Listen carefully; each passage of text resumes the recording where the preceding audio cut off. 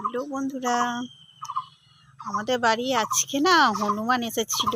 আর হনুমান এসে বেগুন হয়েছিল, দুটো বেগুন হয়েছিল, বড় বড় বেগুন হয়ে গেছিল। বেগুন দুটোকে খেয়ে নিয়েছে জানো।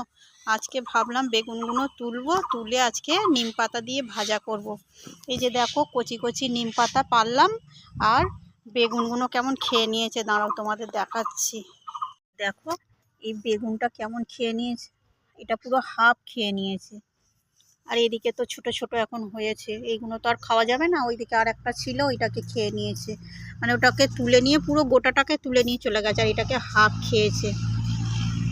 কি করবো বলো, এই যে সুন্দর, এত সুন্দর কচি কচি নিম পাতাগুলো, যে এত সুন্দর কচি কচি নিম পাতাগুলো, কত সুন্দর ভালো কালারটা লাগছে দেখো নিম পাতা। আমি তো এবছরেই প্রথম খাচ্ছি।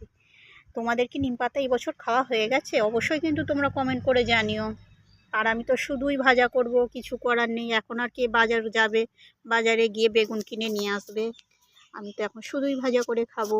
অবশ্যই কিন্তু তোমরা কমেন্ট করে জানিও, তোমাদের কি এই বছর নিম পাতা এখনো খাওয়া হয়েছে না এখনো হয়নি। Tata, by.